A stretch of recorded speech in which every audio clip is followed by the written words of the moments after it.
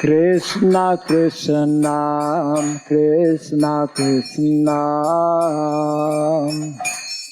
Krishna Krishna Krishna Hare Krishna Krishna Krishna Krishna Krishna Krishna Jaya Radha Madhava Kunja Bihari Radha Madhava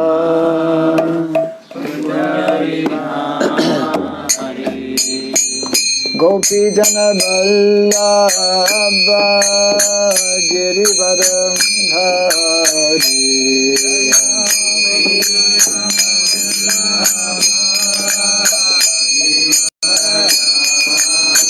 Jaya Gopi Jana Vallabha Girivara Dhari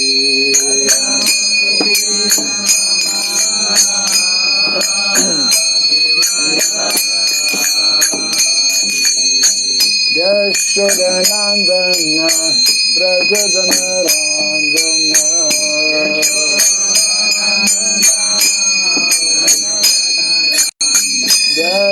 Yashodanandana Brajadana Ranjana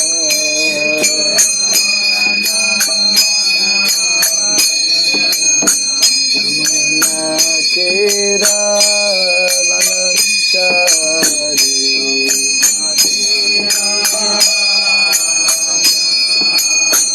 Jamuna Tira Vanachari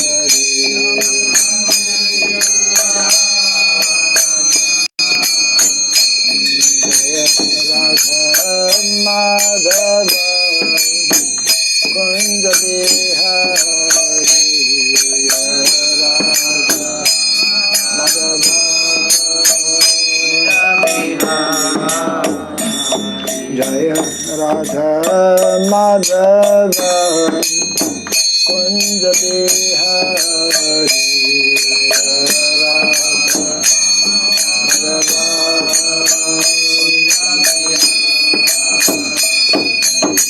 Gopi Jana Vallabha Girivara Dhari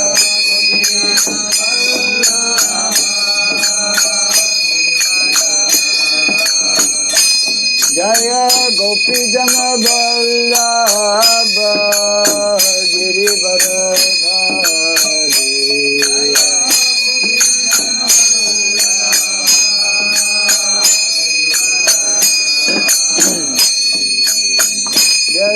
Yashodanandana Brajadana Ranjana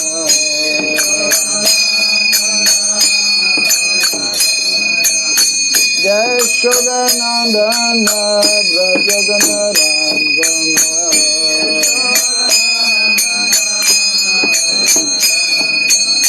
Jamuna Tira Vanachari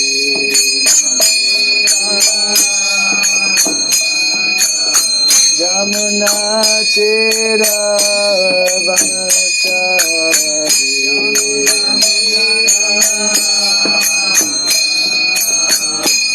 Jaya Radha Madhava Kunja Bihari Radha Madhava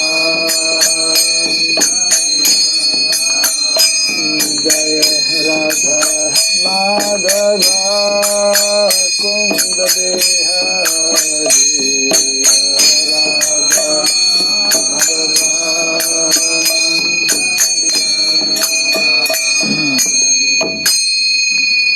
Hare Krishna Hare Krishna Krishna Krishna Hare Hare Hare Rama Hare Rama Rama Rama Hare Hare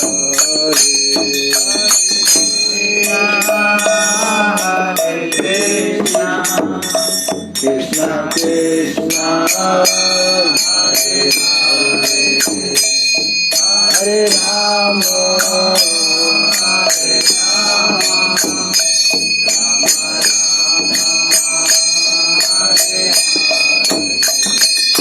Hare Krishna Krishna Krishna Hare Hare Hare Rama Hare Rama Rama Rama Hare Hare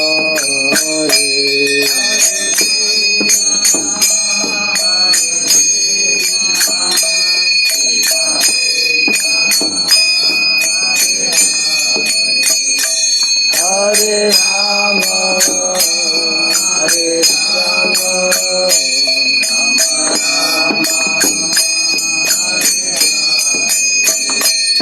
Hare Krishna Krishna Krishna Hare Hare Hare Rama Hare Rama Rama Rama Hare Hare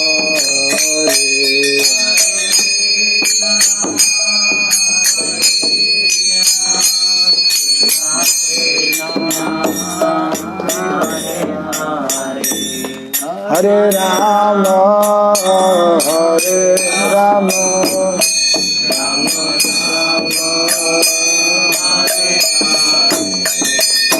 Hare Krishna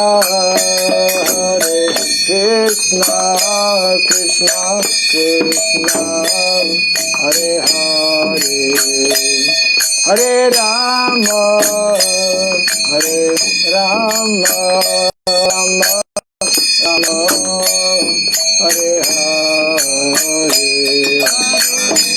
Krishna Krishna Hare Hare Hare Rama Hare Rama Rama Rama Hare Krishna Krishna Krishna Hare Hare Hare Rama Hare Rama Rama Rama Hare Hare Krishna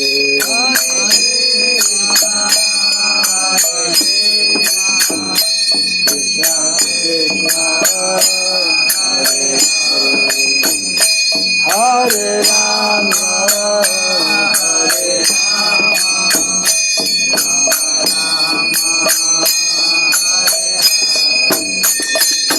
Hare Krishna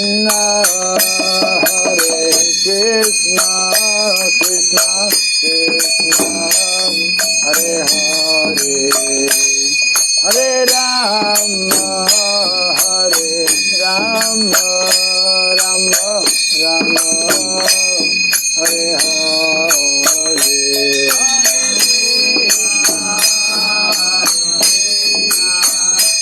Krishna Krishna Hare Hare Rama Hare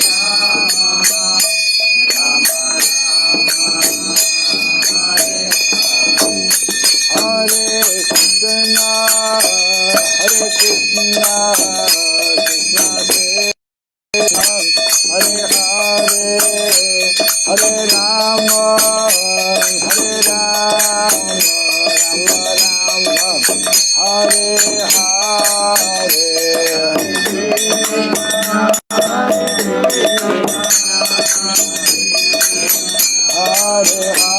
Hare Hare Rama Hare Rama Hare Krishna Krishna Krishna Hare Hare Hare Rama Hare Rama Rama Rama Hare Hare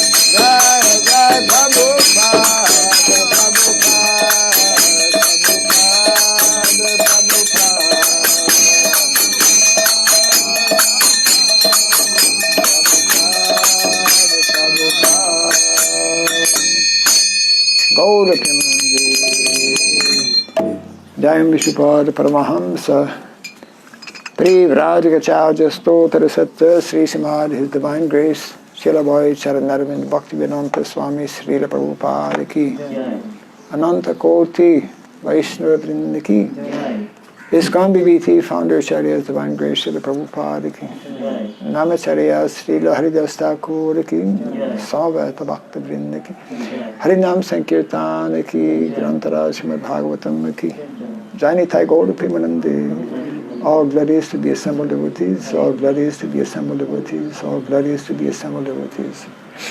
All glories to Sri Guru, to Sri Gauranga, all glories to Sri Prabhupada.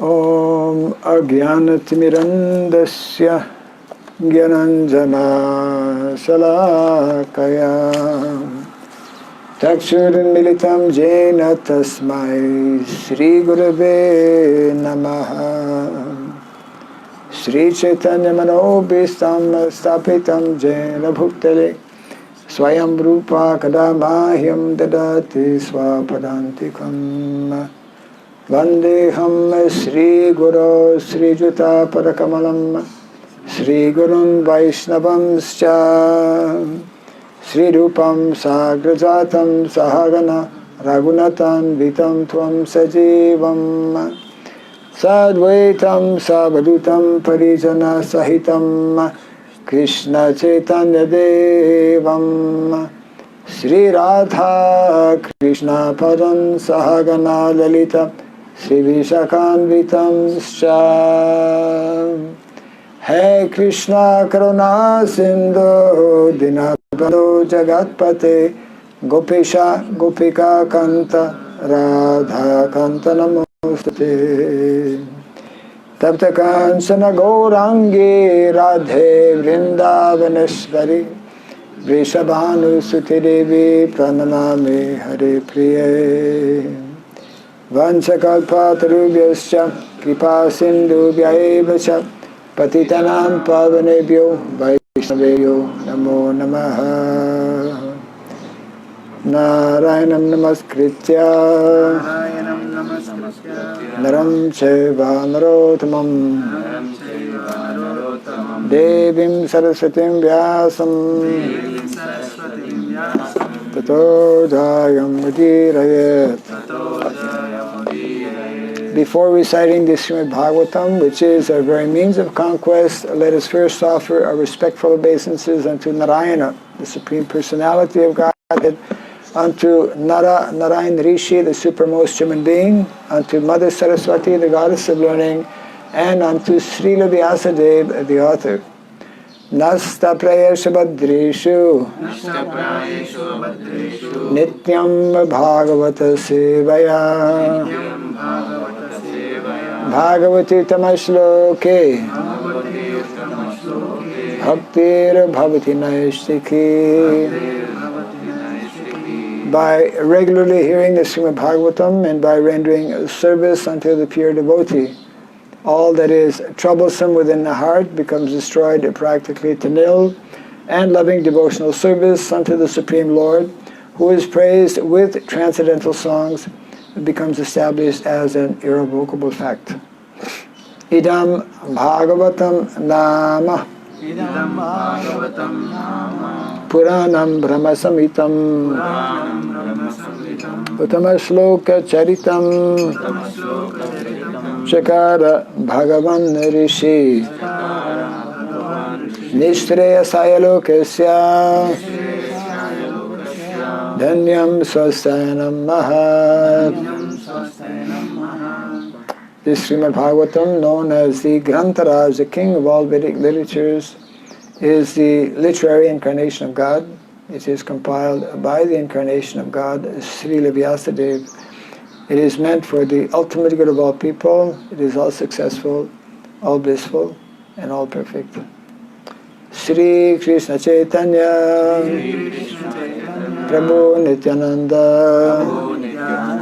Sri Advaita Gadadhara Srivasadi Gaura Bhakta Vrinda. Hare Krishna, Hare Krishna, Hare Krishna, Hare Krishna, Krishna Krishna, Hare Hare, Krishna Krishna, Hare Hare, Hare Rama, Hare Rama, Hare Rama, Hare Rama, Rama Rama, Hare Hare, Rama Rama, Hare Hare. Om Namo Bhagavate Vasudevaya. Om Namo Bhagavate Vasudevaya. Om Namo Bhagavate Vasudevaya. Om Namo Bhagavate Vasudevaya. Om Namo Bhagavate Vasudevaya.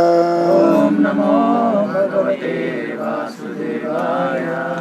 Om Surabhyaya Namaha. Om Surabhyaya Namaha. Om Surabhyaya Namaha.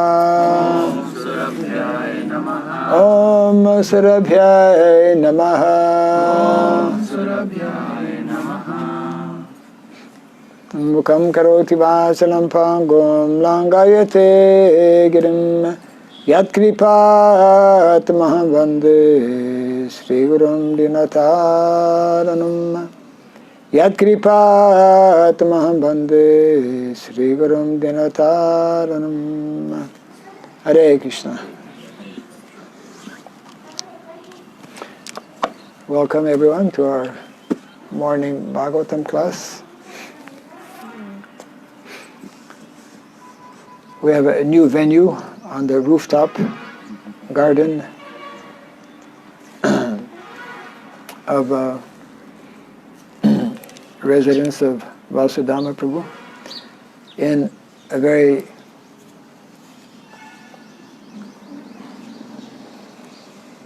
auspicious place because the name is Krishna Nagar. This area is called Krishna Nagar.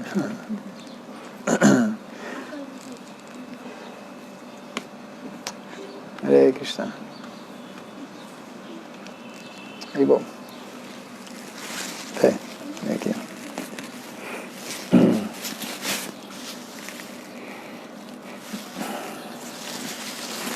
So we are reading from the sixth canto of the Srimad Bhagavatam, and we have just started the first chapter.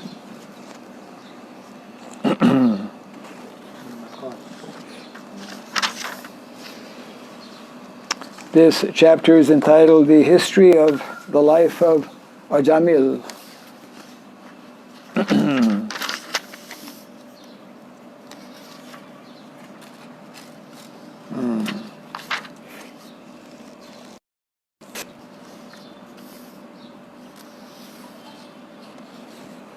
Okay. This is there? This third. Third. Okay, third. Normally we write a text that has a purport. It's okay, since it's on the board, we'll read this one.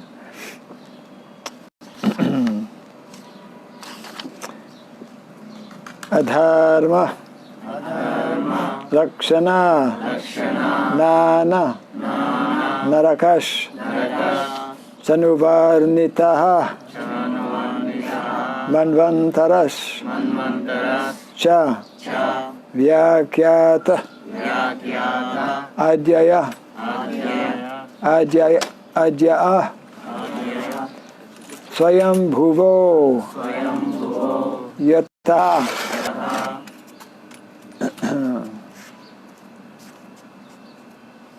Adharma Lakshana Nana,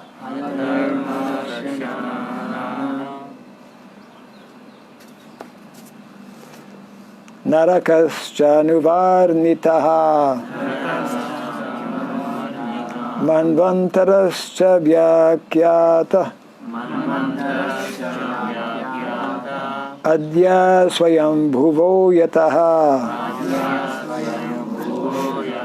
Adharma Lakshana Nana,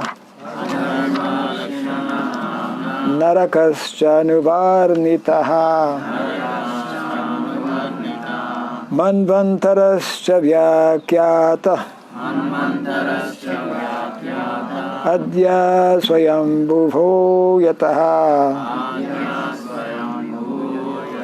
Adharma Lakshana Nana, Narakascha Nuvarnitaha, Manvantarascha Vyakyata, Adya Swayambhuvo Yataha,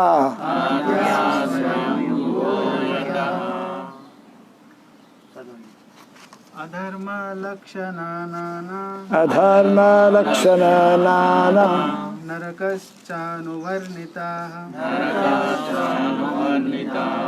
Manvantarascha Vyakyata, Manvantarascha Vyakyata, Adya Swayambhuvo Yata, Adya Swayambhuvo Yataha, Adharma Lakshana Nana, Adharma Lakshana Nana, Narakaschanuvarnitaha, Narakascha Navarnitaha, Manvantarascha Vyakyata, Manvantarascha Vyakyata, Adya Swayambhuvo Yataha, Adya Swayambhuvo Yataha. One more. Adharma Lakshana Nana, Adharma Lakshana Nana,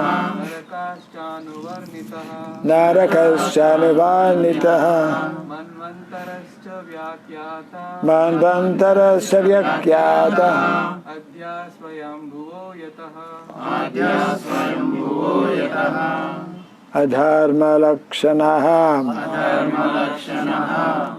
symptomized by impious activities.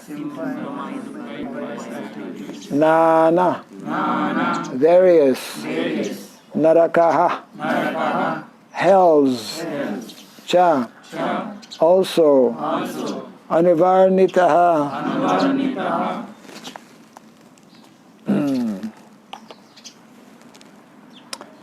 have been described.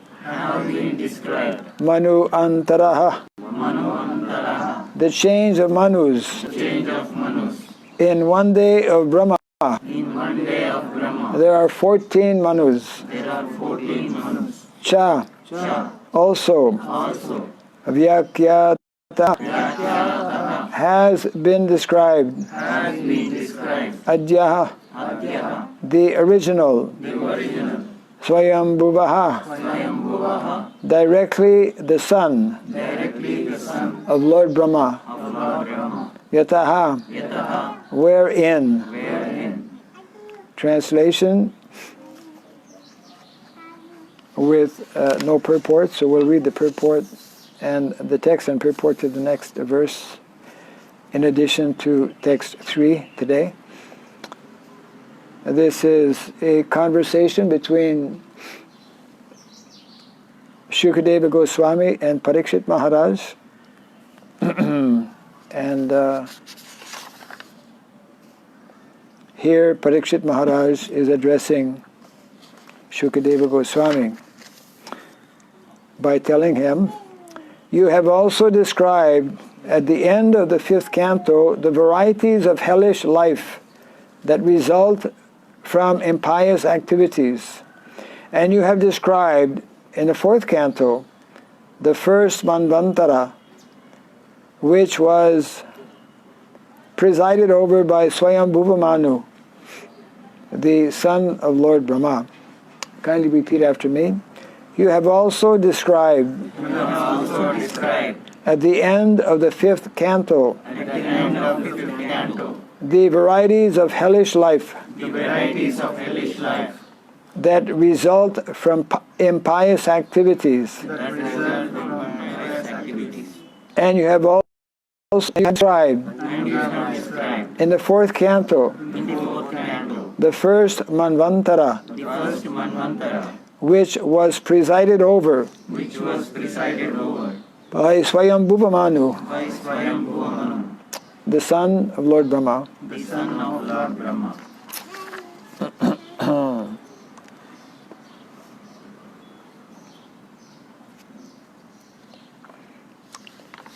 So this, of course, is an ongoing conversation between Parikshit Maharaj, who we know was cursed to die within 7 days, and who had decided to fast by sitting on the banks of the Ganges, where so many saintly persons and kings also were assembled, and where Shukadeva Goswami, who happened to be wandering there, was immediately recognized and requested to actually speak not only to Parikshit Maharaj but to all those who were present. So we're already in the sixth canto. Every canto is covering different subject matters, and here Parikshit Maharaj is just referring to some of these topics that have already been presented. Parikshit Maharaj, as an ideal student, we can say disciple, is very much eager to hear from Shukadeva Goswami, and therefore putting forth many important questions. And we should take note, Prabhupada actually makes the point in one of the purports in some earlier canto, that Parikshit Maharaj, although he is about to leave this body, within 7 days, he is not only inquiring about spiritual or transcendental subject matters, he's also inquiring about matters relating to this material world. Some may find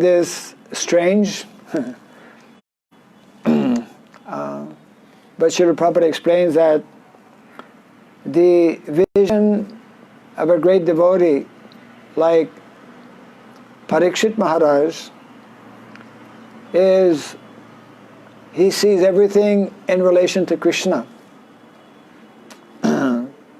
And especially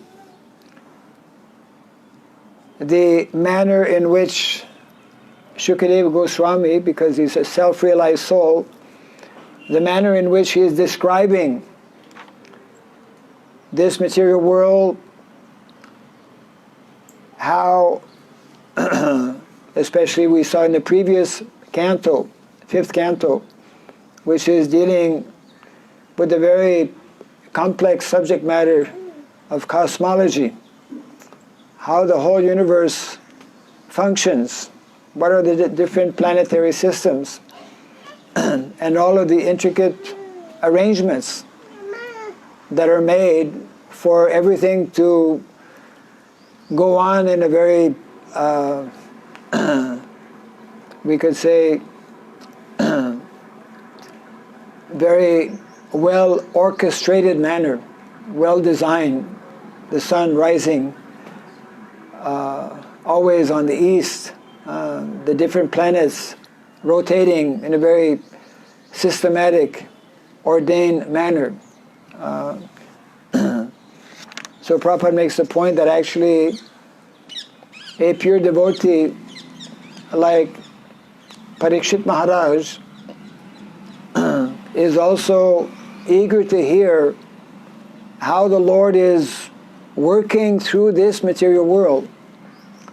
And that's why Prabhupada would say that a devotee is someone, therefore, who sees Krishna everywhere, who sees Krishna in everything, because nothing exists without the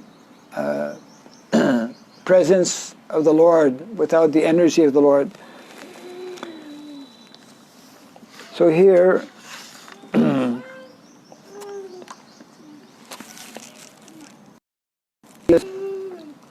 mentioning how in the last portion of the 5th canto, the subject matter of the hellish planets was discussed, and also in the 4th canto, the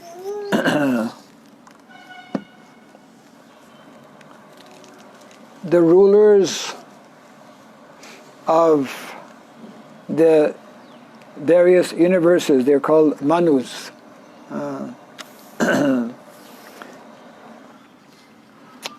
So we will hear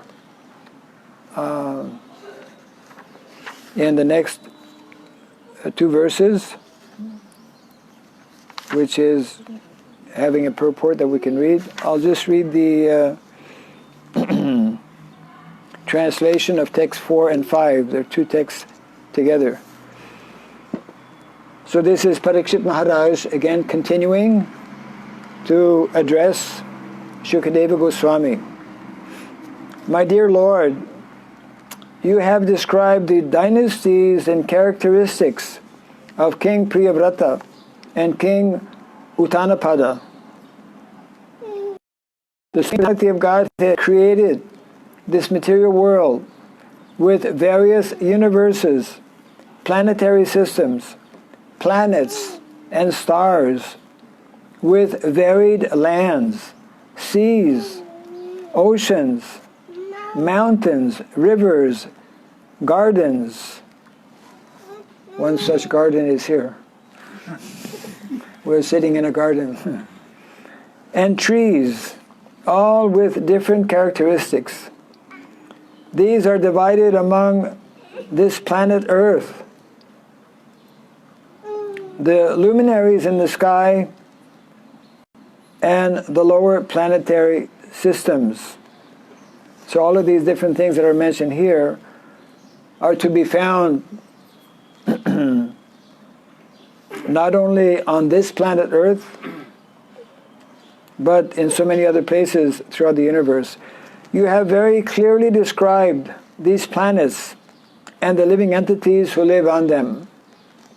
So this is the text. which we can note is clearly stating that living entities are not only on our planet. We're not the only ones in the universe. And these have been nicely covered and described by Shukadeva Goswami. So let us hear the purport as given by Srila Prabhupada.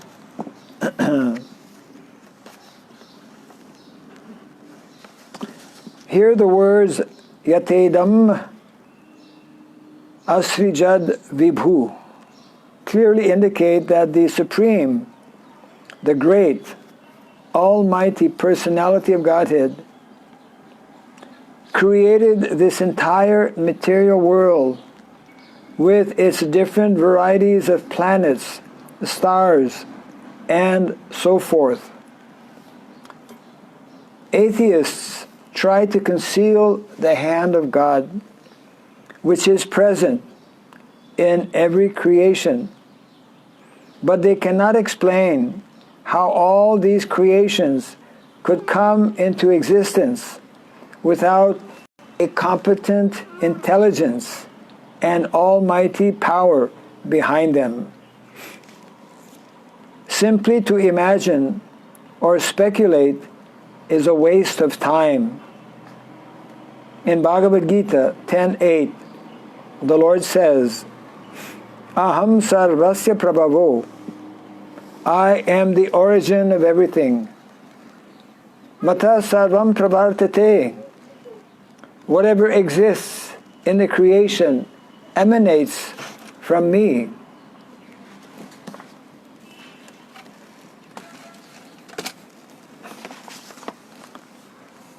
Iti matva bhajante mam buddha bhava samanvitaha. When one fully understands that I create everything by my omnipotence, one becomes firmly situated in devotional service and fully surrenders at my lotus feet. Unfortunately, the unintelligent cannot immediately understand Krishna's supremacy. Nonetheless, if they associate with devotees and read authorized books, they may gradually come to the proper understanding, although this may take many, many births.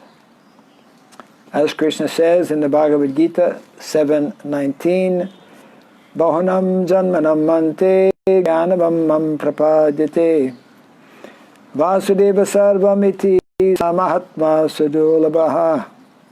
Translation: after many births and deaths, he who is actually in knowledge surrenders unto me, knowing me to be the cause of all causes and all that is. Such a great soul is very rare. Vasudeva, Krishna, is the creator of everything, and his energy is displayed in various ways. As explained in Bhagavad Gita 7:4-5, a combination of the material energy, Bhumi Rapo Naro Vayu, and the spiritual energy, the living entity, exists in every creation. Therefore, the same principle, the combination of the spirit, of the Supreme Spirit and the material elements, is a cause of the cosmic manifestation.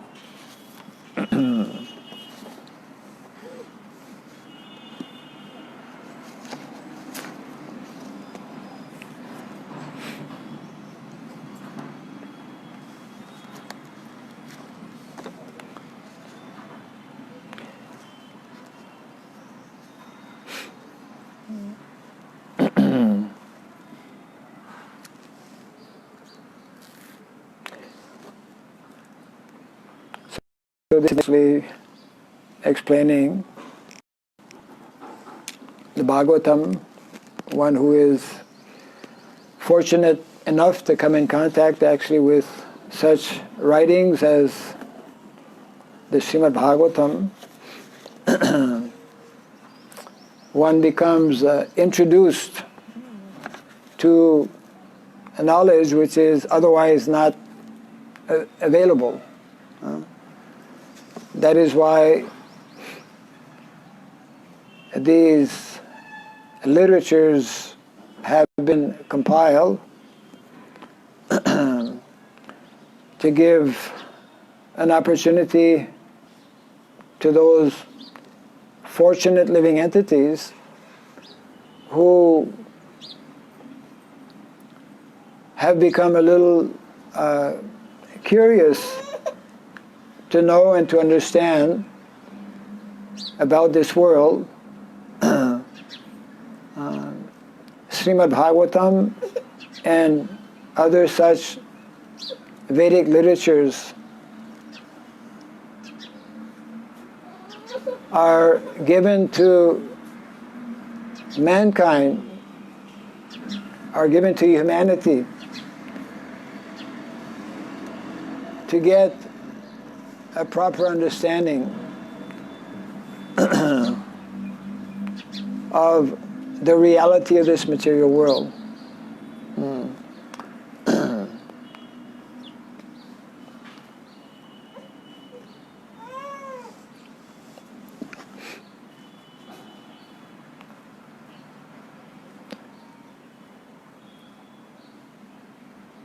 Therefore, the need and the importance of such literatures which can provide us with the proper knowledge and understanding to see things as they are, even though a lot of this information is not so easy to understand. When we read in the first and second canto of the Srimad Bhagavatam how the material creation is conducted,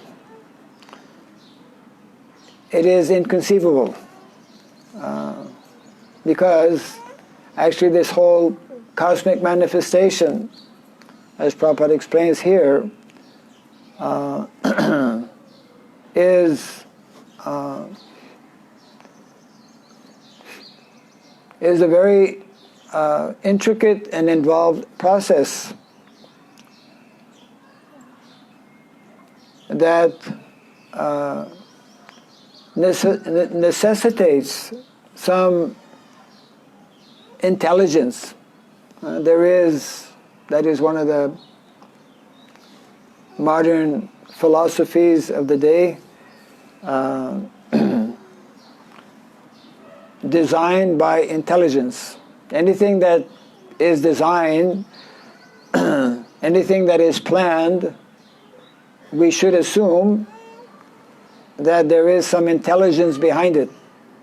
Just like this building, any structure, we need so many people to, you need an engineer, you need someone who knows architecture. So many things are needed just for one simple building, like this one that we're sitting in. What to speak of all of the ingredients, all the ingredients that make up a building, actually the raw material come from nature, isn't it? No one has actually created. One is taking from the earth and making cement, making steel, etc. So everything is they're actually in this material world, but it has been placed there in a very ordained and organized manner. So the Bhagavatam is giving us information that is initially very difficult for us to understand, but when we read these descriptions, we begin to get some notion in terms of how vast is this material creation, and that there are hidden laws of nature. I see one of the points that our acharyas make is that we cannot immediately understand who or what is behind this material world. But one way to begin appreciating that there must be some very super intelligence behind it is by observing and analyzing how the material world, how this universe is functioning, how systematic and organized it is. Even we don't have to look outside in the universe, even our own body. It is a very complex machine. Yeah.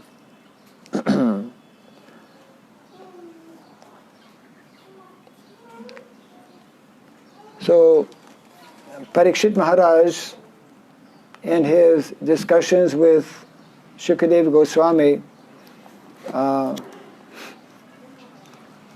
is anxious to hear from him about so many different aspects of the cosmic manifestation, and simply by hearing about this, then his, we can say, his appreciation, his faith about Krishna. He's already a devotee of Krishna, of course. From birth, he's a devotee of the Lord, and that is one of the symptoms of a devotee of the Lord, is that he is eager to hear more about how the Lord is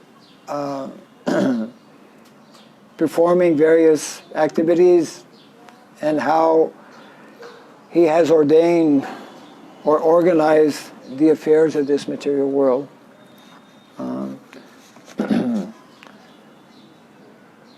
So this knowledge is presented actually throughout the pages of the Bhagavatam, so that we can begin to understand how inconceivable this material world is, and therefore if the material world is working in an inconceivable way, that means that there are powers behind this working of the material world. Of course, Parikshit Maharaj, being a devotee, he already knows who is behind this cosmic manifestation. But those who may not know, by reading about these descriptions, they can gradually begin to have some understanding.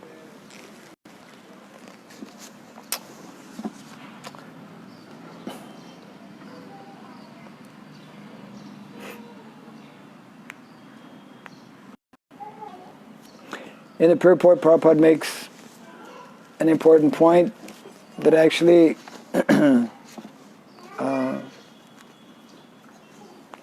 unless one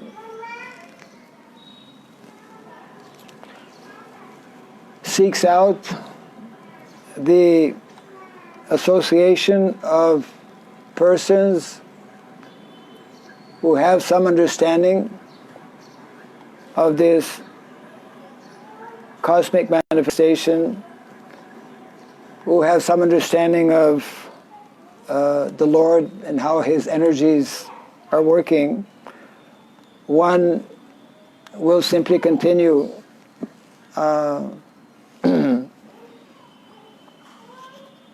in a condition of ignorance. And that condition of ignorance is what brings about suffering for the conditioned soul.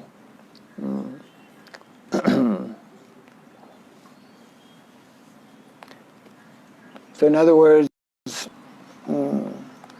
for us to come out of our conditioned state, our condition of suffering, we have to hear such knowledge as given in the Vedic literatures.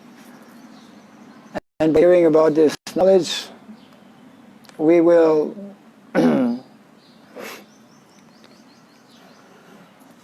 adjust our lives in such a way that we will engage in activities that will prevent us from further increasing our suffering and entanglement in the material world.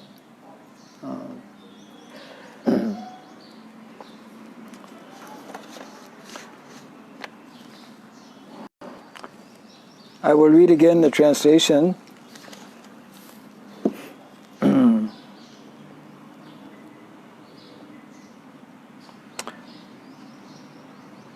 My dear Lord, you have described the dynasties and characteristics of King Priyavrata and King Uttanapada.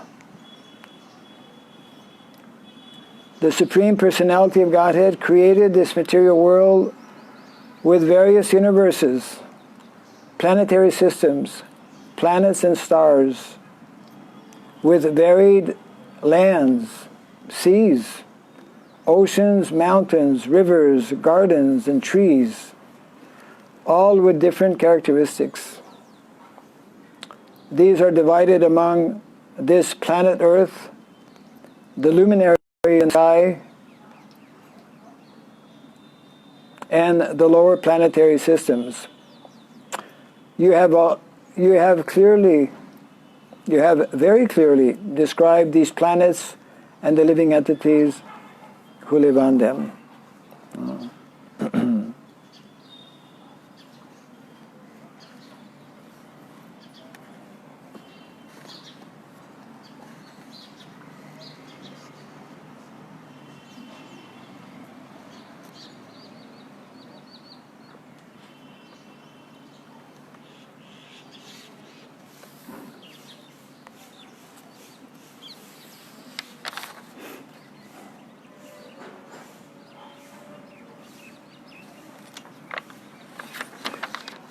So like this, Parikshit Maharaj will be inquiring from Shukadeva Goswami how all of the living entities, whether on this planet or in other parts of the universe, can avoid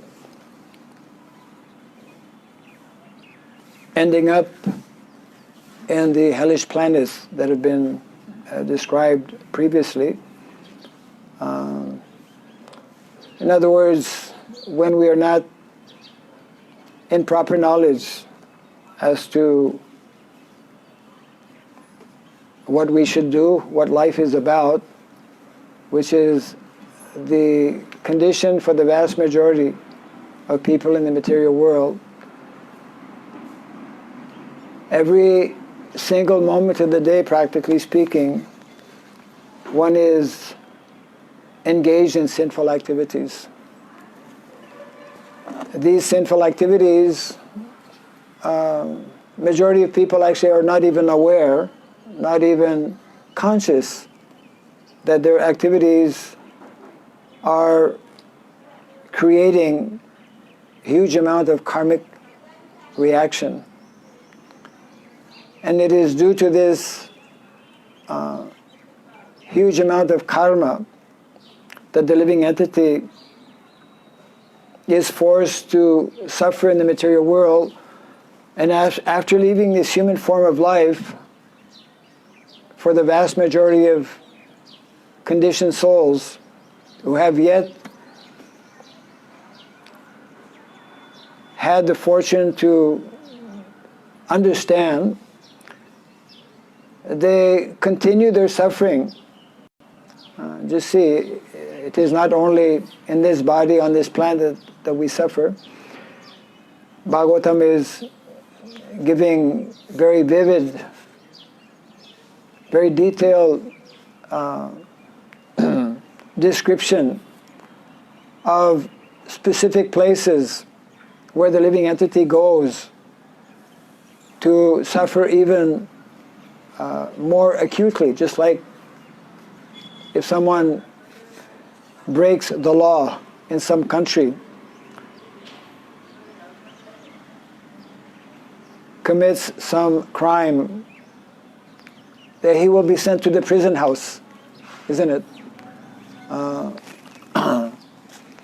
So in this way there are specific places, they are known as the lower planetary systems, with a wide variety of hellish planets, as described in the 5th canto of the Bhagavatam. And that is the unfortunate condition for the vast majority of living entities in the material world. Simply due to ignorance, practically at every single moment of the day, they are committing activities that are causing karma for which they have to suffer.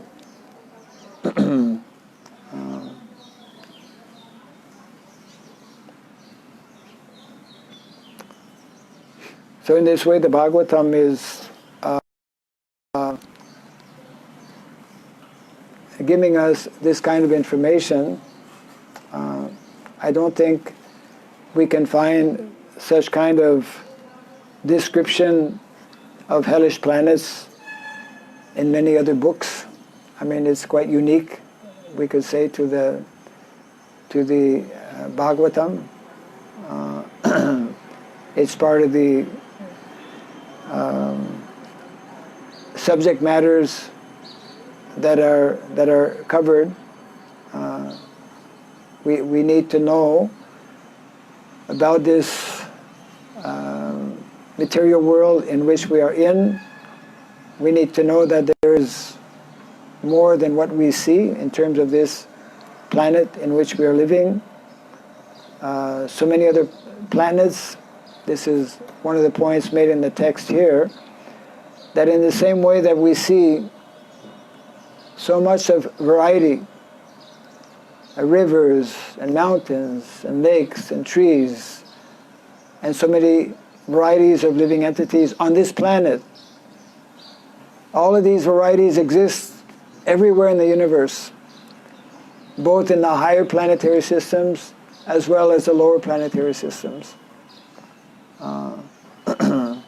And in this way, the living entity who is remaining ignorant of his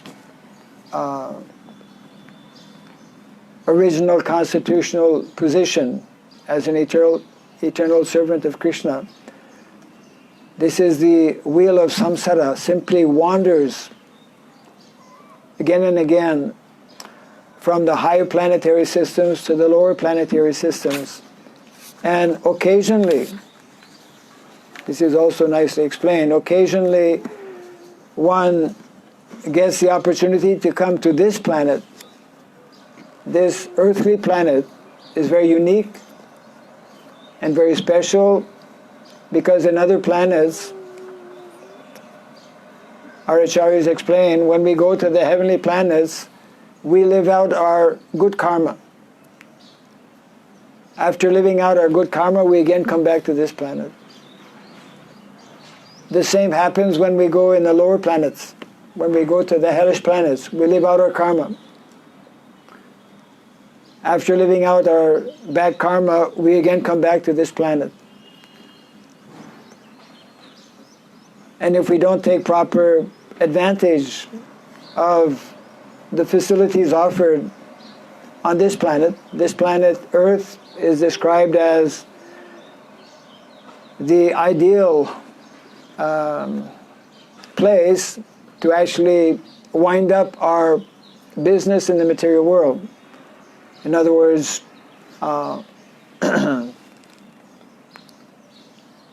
learn the process by which we can stop to create either good karma or bad karma. Karma is what is binding us or keeping us in the material world. So this knowledge is all very nicely given, of course, beginning with the Bhagavad Gita and further detailed in the Srimad Bhagavatam.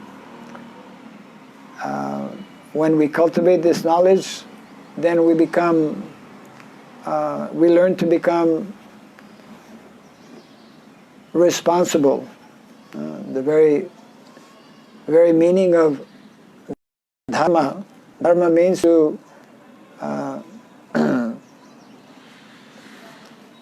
become responsible, to become what is called dutiful. Dharma is sometimes translated as duty. It is our duty, our responsibility.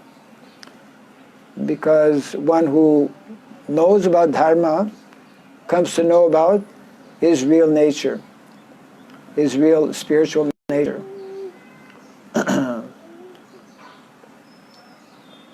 So in this way when we are fortunate to find the proper association and to hear from such literatures as Srimad Bhagavatam, we begin to understand. Generally it is a long process, but at least we begin that process by hearing these instructions from the Bhagavatam and Bhagavad Gita, and if we hear them with attention, and if we apply the good instructions that are given, then we will gradually learn how to put an end to our otherwise continuous repetition of birth and death in the material world.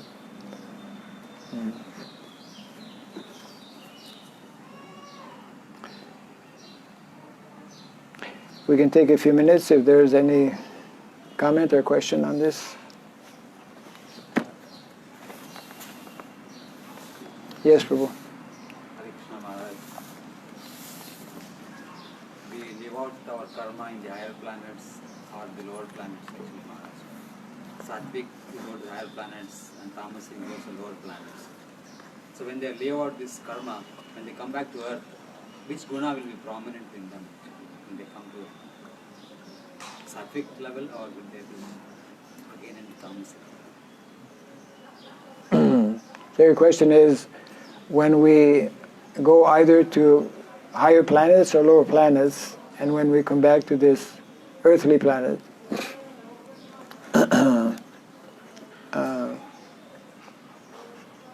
which guna will one,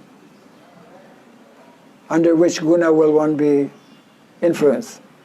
That's your question? Yes, ma'am. Yeah. When we come back to the earthly planet, which guna would be? Will he neutralize, because he would have neutralized his karma?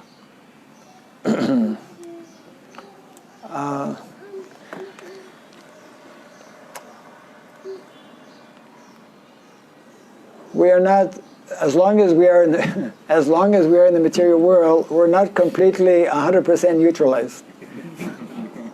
You know, it's just like when we go to prison.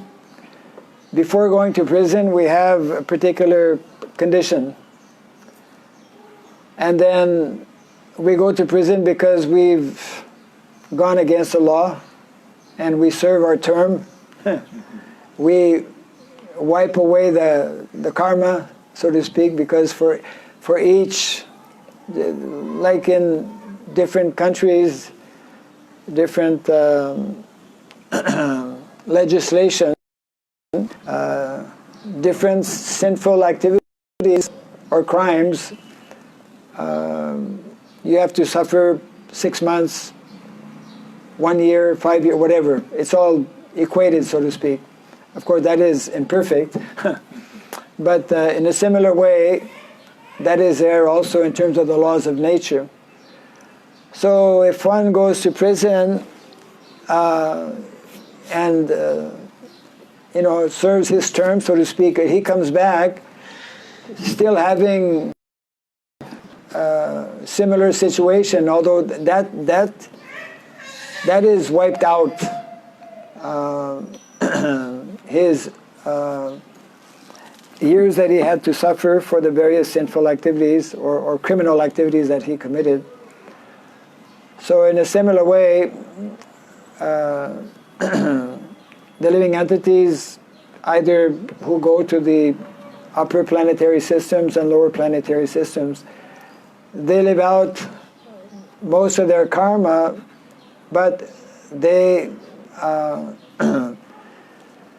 depending on what was their previous situation on this planet, then they will tend to associate either with any of the modes of material nature. Their slate is not completely cleared.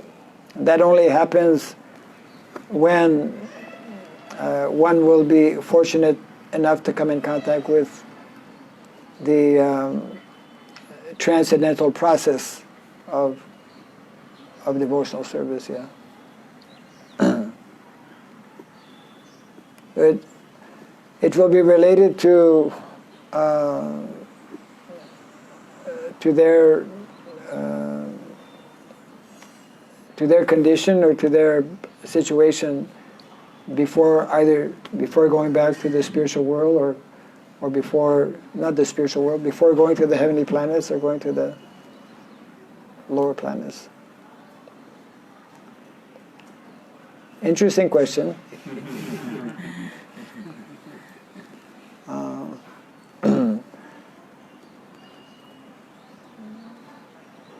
Because that is the understanding that as long as we have some residue of karma, we are forced to be in the material world.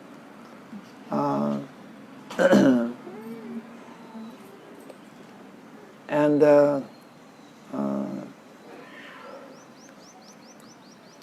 it is also explained that the law of karma and the workings of karma are very intricate.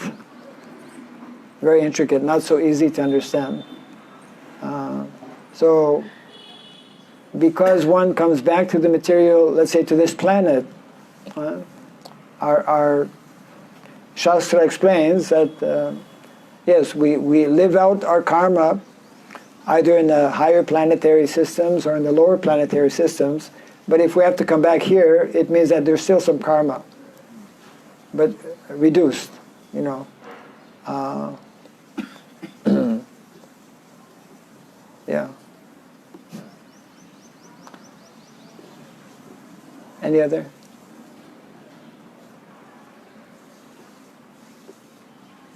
Someone? Krishna. Yeah.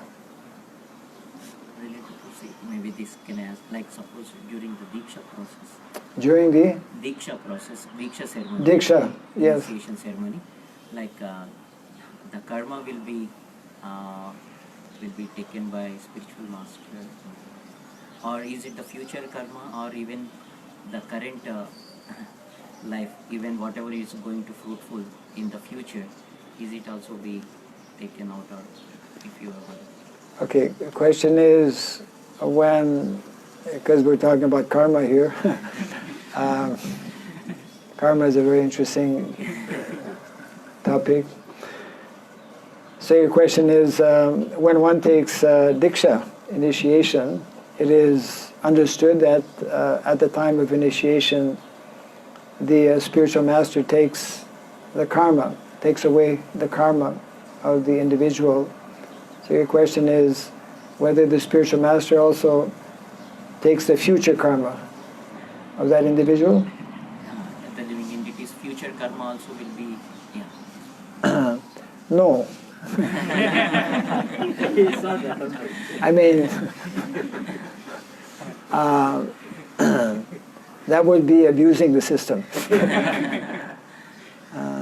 It is a fact that at the time of initiation, see, karma is what blocks us or prevents us from actually getting out of this material world. Because as long as we have even one tinge of karmic reaction, either positive or negative, we have to live it out somewhere in the material world. So at the time of initiation, it is explained that that's why initiation is so important, that the living entity who is fortunate to come to that position of cultivating spiritual life, one takes initiation after some time, after coming to Krishna consciousness, practicing for some period of time, then yes, that is the great opportunity that is given to someone who takes initiation, that is actually cleared at the moment of initiation. And there is a transcendental, we could say, contract or between the spiritual master and the disciple. The disciple promises to uphold the vows that he takes at the moment of initiation. He promises to follow these principles and 16 rounds, for example, of japa. And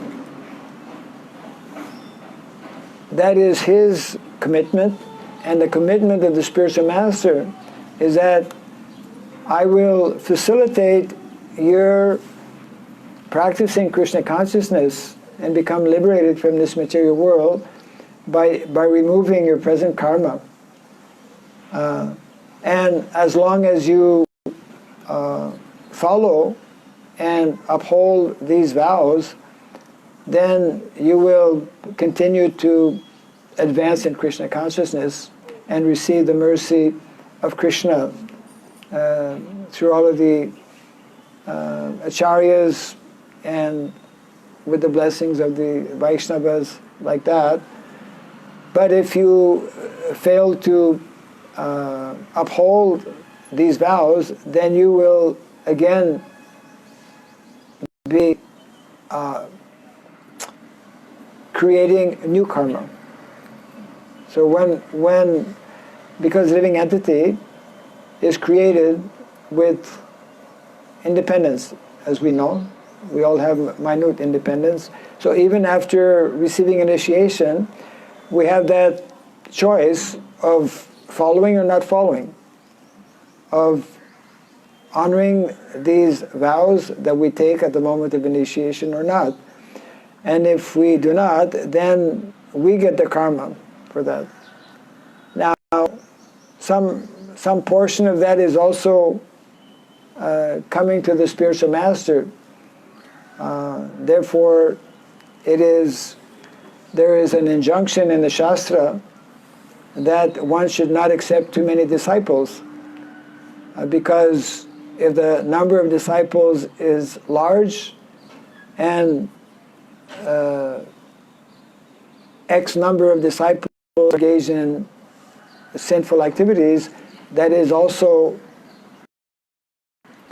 affecting the spiritual master. Just like it is mentioned that a king also takes on some percentage of the good or the bad of the citizens, like that.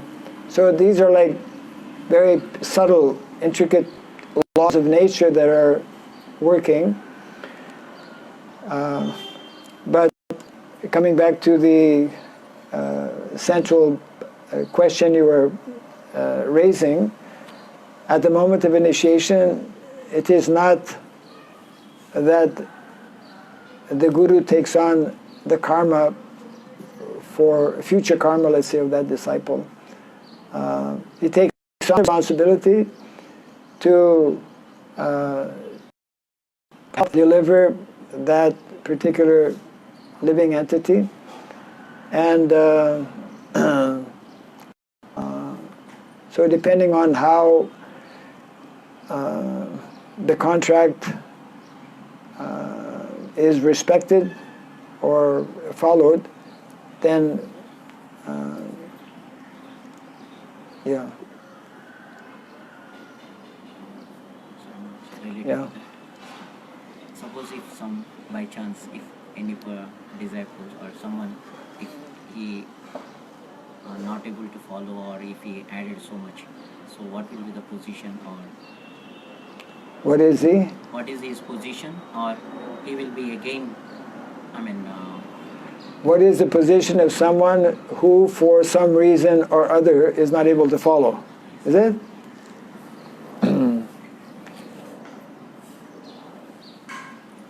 As long as we are connected with, let's say, activities not in keeping with dharma, then we simply, in different ways, prolong our stay in the material world.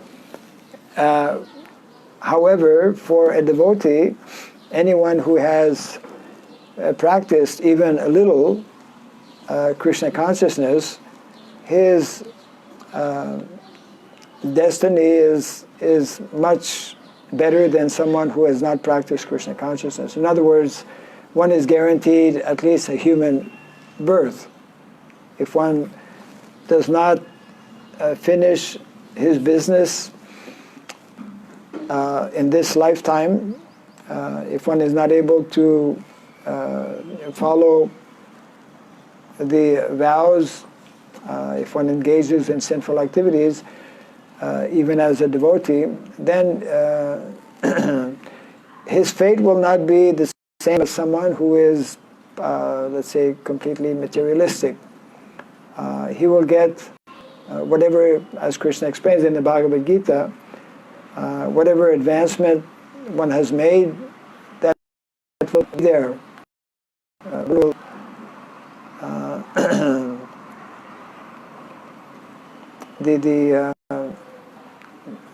The spiritual, let's say, assets will remain. It will be to one's eternal credit, whatever activities one has performed. But he will have to again take birth. But generally that will be in a situation that will allow him to again continue the practice of Krishna consciousness. Yeah. So Krishna explains in the Bhagavad Gita, generally one will be born in the either pious family or either family of Brahmana or Kshatriya, like that, to continue one's practice of Krishna consciousness. Yeah.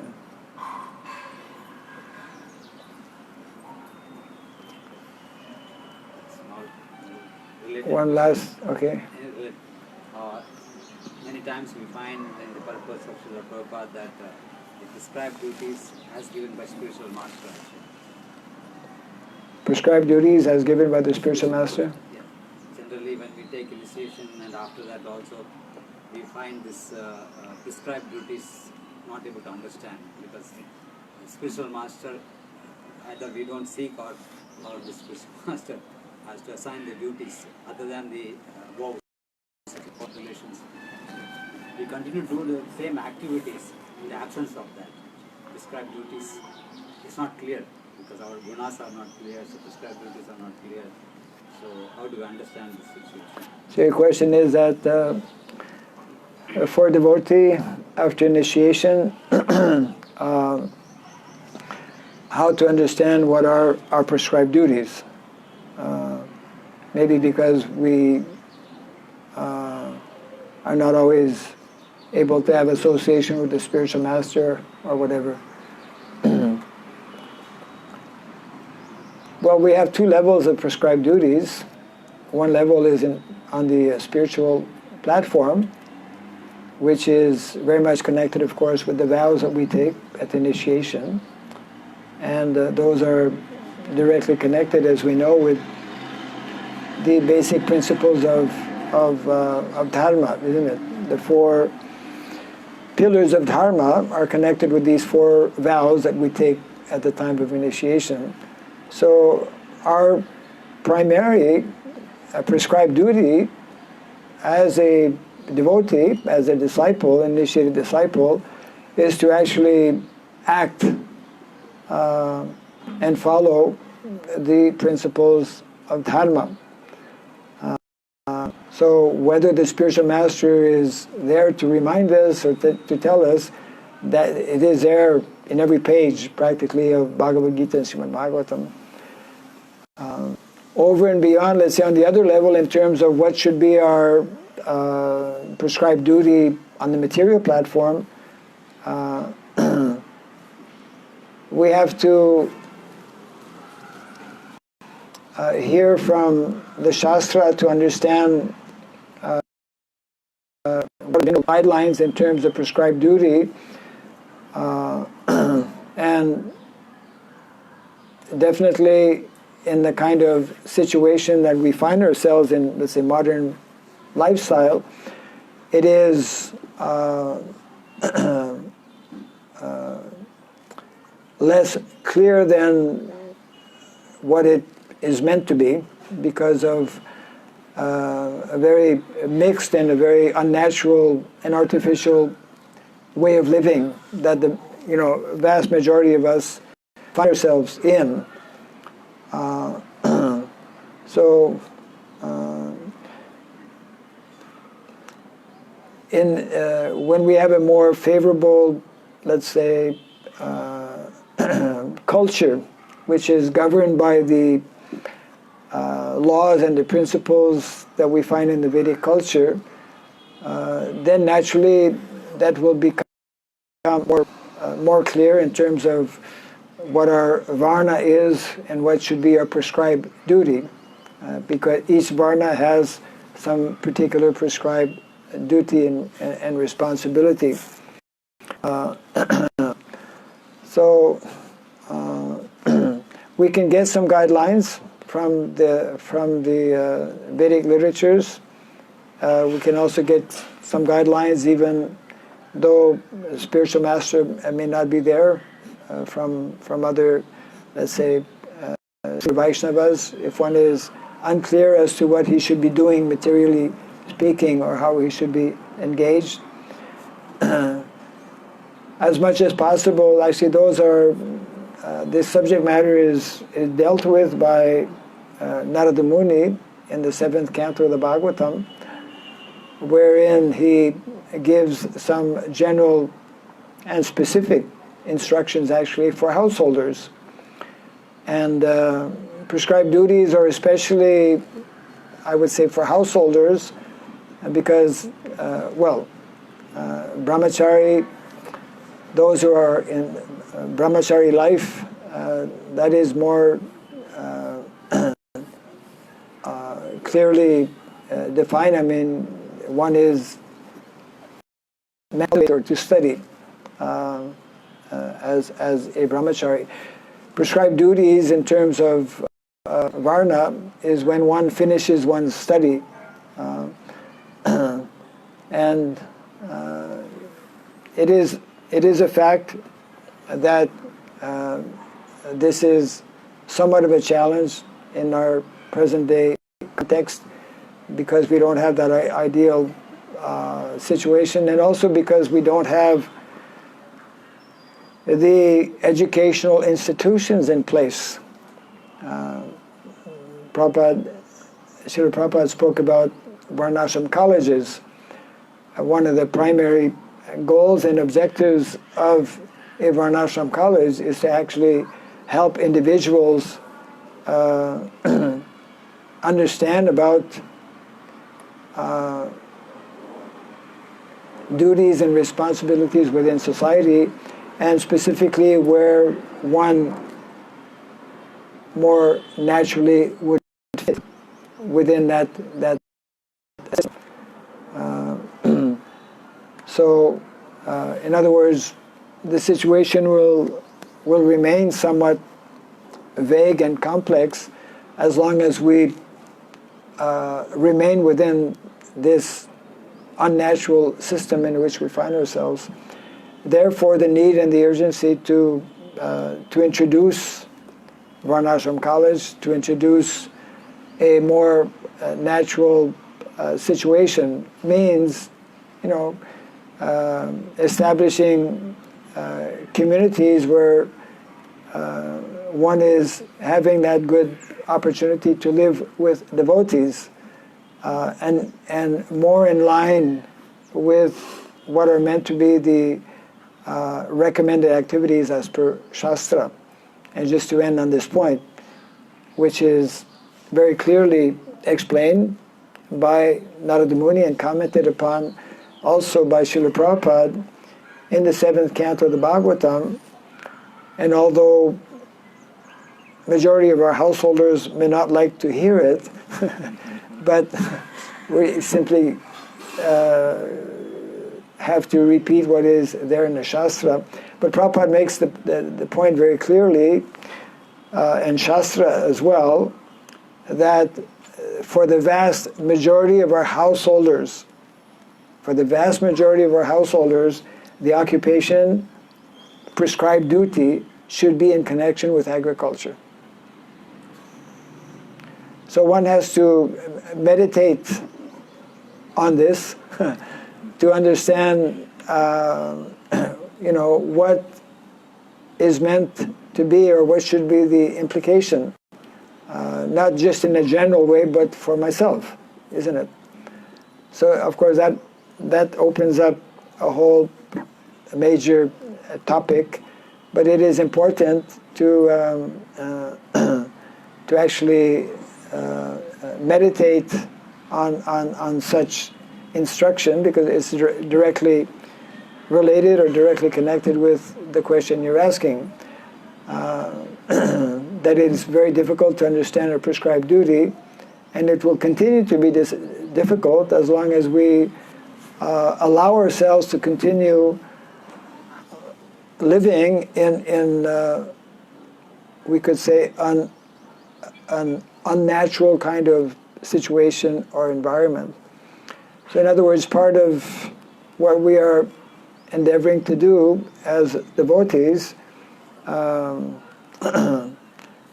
our practice of Krishna consciousness is also meant to include not only the purely spiritual kind of practices, but also is meant to connect with this world in which we're living, in terms of our activities, in terms of our occupations, in terms of our livelihood, isn't it? Yeah.